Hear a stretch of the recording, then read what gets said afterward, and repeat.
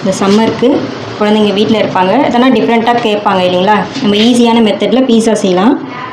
இது வந்து பால் கொஞ்சம் வெதப்பாக 1 ஸ்பூன் ஈட்ஸ் போடுறோம். நீங்கள் உங்களுக்கு வேண்டாம் அப்படின்னா, உங்களுக்கு ஈட்ஸ் இல்லை போட விருப்பம் இல்லைன்னா தயிர் நல்லா ரொம்பவும் புளிப்பு இல்லாத 1 கப்பு தயிர் போட்டுக்குங்க.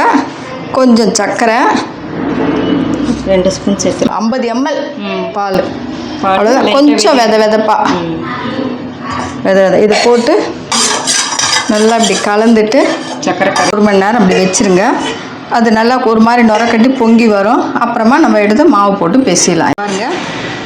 பாருங்கள் எப்படி நுர வந்து இப்படி ஆக்டிவேட் ஆகிடுச்சு. இப்போ இதை நல்லா கொஞ்சம் கலக்கி விட்டுக்கலாம். 1 கப்பு மைதா மாவு, baking powder 1/2 spoon, baking soda, நான் 1 ஸ்பூன் ஆயில் போடுறேன். அதாவது எண்ணெயாக எடுத்து வாசனாமா கடலை எண்ணெய்லாம் போடாதீங்க. கை வச்சு தாங்க இது பேசினா செட் ஆகும்.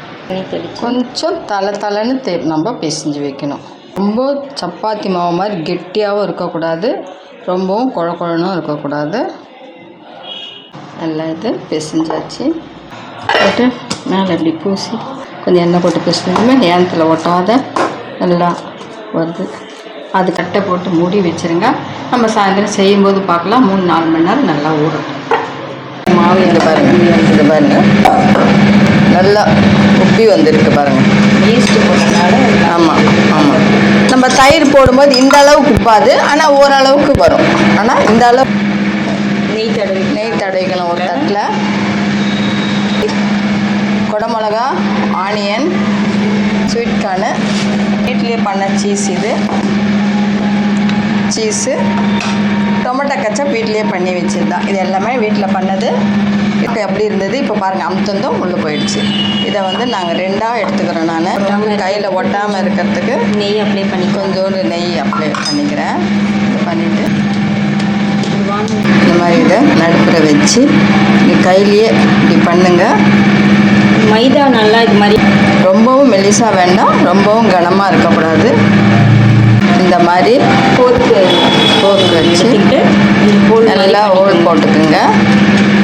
மிக்ஸ் பண்ண சோயா சாஸு, டொமேட்டோ கச்சப் ரெண்டுத்தையும் மிக்ஸ் பண்ணிக்கணும். இதை பாருங்கள், இந்த மாதிரி நல்லா அப்ளை பண்ணிக்கங்க.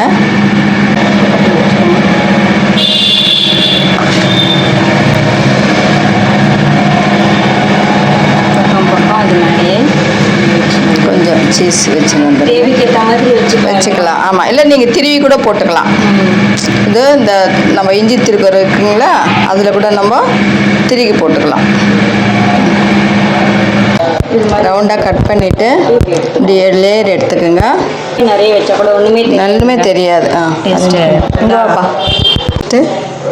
யூஸ் இல்லாத அந்த மாதிரி தவா யூஸ் பண்ணிக்கோங்க. இதுக்கு வச்சு சூடு பண்ணிக்கோங்க. கொஞ்சம் கார்ன் எடுத்து இப்போ அரேஞ்ச் பண்ணிக்கலாம். அது மேலே கேரட் கூட போடலாமா? தக்காளி அருவி மாதிரி சாஸ் போடுவேன், ஆனால் இங்கே கொஞ்சம் தான் போடுவேன். கொஞ்சமாக அருவி மாதிரி போடணும். இந்த மாதிரி சீஸ் வந்து இன்னும் கொஞ்சம், இது வீட்டில் செஞ்ச சீஸ் தான் இருந்துச்சு. இந்த மாதிரி வச்சாச்சு. மூடிட்டு ஸ்லோ பண்ணிக்கோங்க. இதை நிதானமாக ஒரு 20 நிமிஷம் வேகணும்.